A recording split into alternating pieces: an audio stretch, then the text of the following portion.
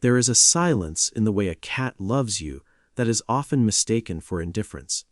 We are so accustomed to the loud, demanding affection of the world, the relationships that ask for constant validation, the noise of social expectations, that when we encounter a creature who loves in quiet, invisible frequencies, we often miss the message entirely. We think we are the ones taking care of them. We fill the bowls, we open the doors, we offer the shelter. But there is a shift that happens in the deep, ancient psychology of a feline when they decide that you are not just a provider, but family. Not just a roommate, but a kitten in need of guarding. It is estimated that only a very small percentage of cats form a bond so intensely deep that it transcends simple companionship and enters the realm of maternal instinct. This is a love that is protective, anxious, and profoundly attentive. It is a love that watches over you while you are unaware. But because this language is spoken in micro behaviors and subtle shifts in posture, most of us walk right past it, feeling unloved by the very creature who would stand between us and the dark. If you have ever felt a strange, heavy gaze upon you, or found your shadow occupied by a silent passenger, you might be the recipient of this rare, maternal devotion.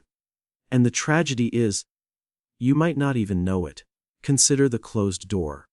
To you, a bathroom door or a bedroom door is simply a boundary, a piece of wood separating one function of the house from another. But to a cat operating on a maternal frequency, a closed door is a severance of the pack. Have you ever noticed them waiting? Not scratching to get in for food, not meowing for attention, but simply sitting, waiting. This is the first sign, the door guardian instinct. In the wild, the mother cat does not leave the kittens vulnerable without a sentry. When you disappear behind a door, you have effectively blinded them to your safety. Their pacing, their sitting just outside the threshold, is not impatience. It is anxiety. They are patrolling the perimeter of your vulnerability. They are guarding the entrance to the cave where their clumsy, hairless kitten has retreated. We often laugh at them for following us to the bathroom, calling them clingy. But psychologically, this is a high-stakes moment for them. You are incapacitated, distracted, and out of sight. They are standing guard. They are holding the space so you can be safe. This protective instinct bleeds into the hours of darkness, leading us to the second sign, which is perhaps the most tender of all sleep contact trust. Sleep is the state of ultimate biological vulnerability. In the wild, to sleep is to trust that the environment will not kill you.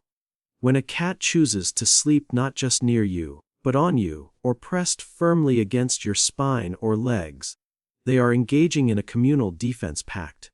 But look closer at the maternal dynamic. A mother cat surrounds her litter. She uses her body as a heat source and a shield. If your cat persistently seeks physical contact while you sleep, ignoring the ample space on the rest of the bed, they are anchoring you. They are saying, "I am here. I will feel it if you move. I will feel it if something approaches you." It is a rejection of isolation in favor of a shared survival.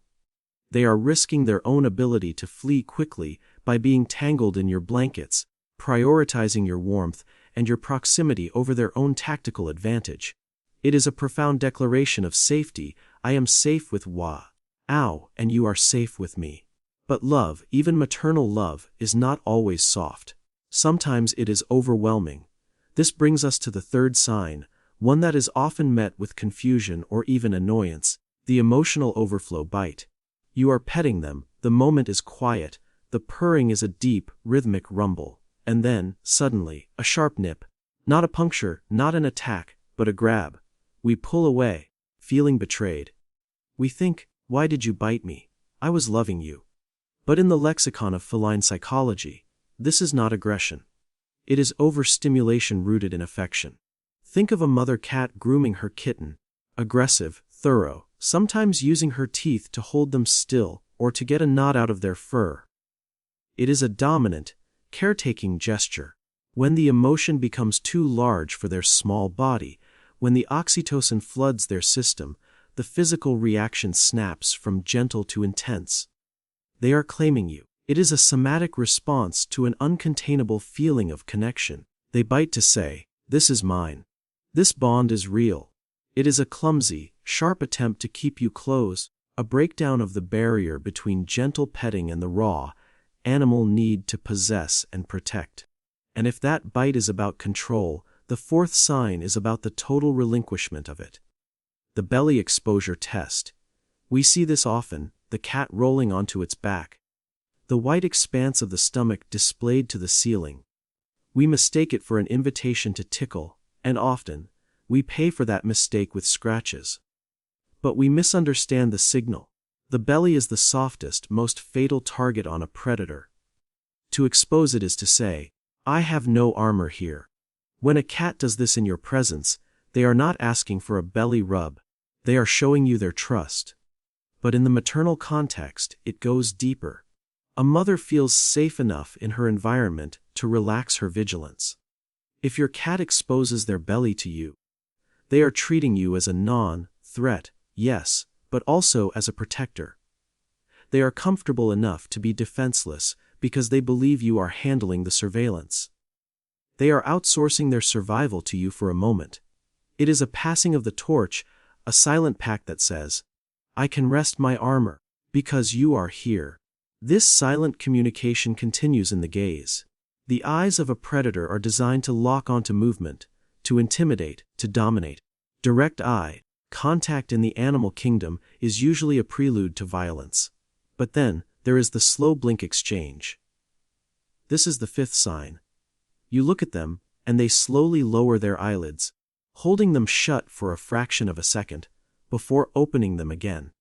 It seems so simple, yet it is a neurological override of millions of years of evolutionary programming. They are voluntarily blinding themselves in front of you. They are cutting the visual feed. A mother cat does this to soothe her kittens, to signal that the environment is calm, that there is no need to scan for danger. When they direct this at you, they are trying to regulate your nervous system. They are telling you to calm down. They are saying, "The world is quiet. We are okay." It is an emotional mirror. If you blink back, you complete the loop, telling them that you, too, have lowered your weapons. It is a conversation happening entirely without sound, a mutual agreement of peace in a chaotic world. But when they do use sound, it is specific. The sixth sign is the development of a personalized vocal signature. Science tells us that adult cats do not meow at each other. They communicate through scent and body language. The meow is a tool invented solely for the manipulation of humans. But a cat who loves you on a maternal level does not just make noise, they develop a specific vocabulary for you. A chirrup when you enter the room. A specific, low-pitched moan when they cannot find you. A trill that sounds like a question. This mirrors the distinct calls a mother cat uses for her kittens. One sound for danger, one sound for food, one sound for follow me. If your cat has a sound that they only use with you, a sound that you can recognize instantly from another room, they have carved out a linguistic groove in their brain specifically for your relationship. They are trying to bridge the species gap.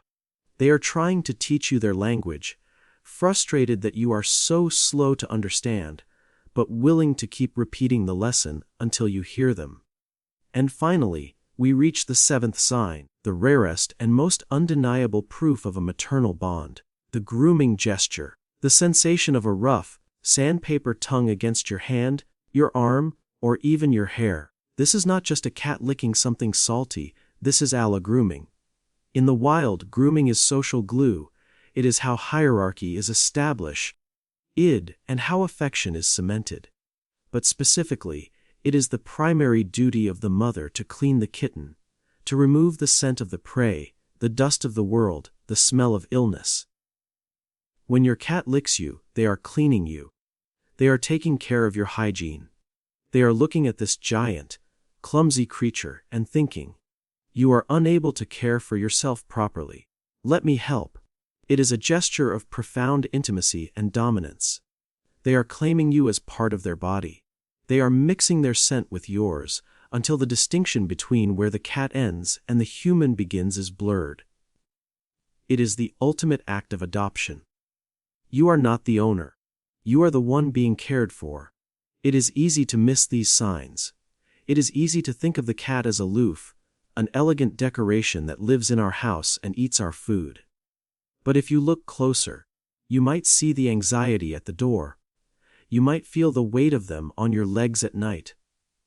You might hear the specific note in their voice that is reserved only for your ears.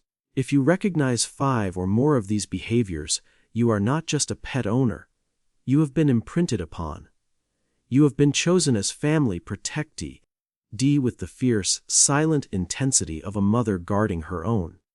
And if you recognize that rare, 7th sign, if you have felt that rough tongue trying to wash away your worries, then you know that you are loved in a way that is ancient, quiet, and entirely absolute. We spend so much of our lives looking for loud proofs of love.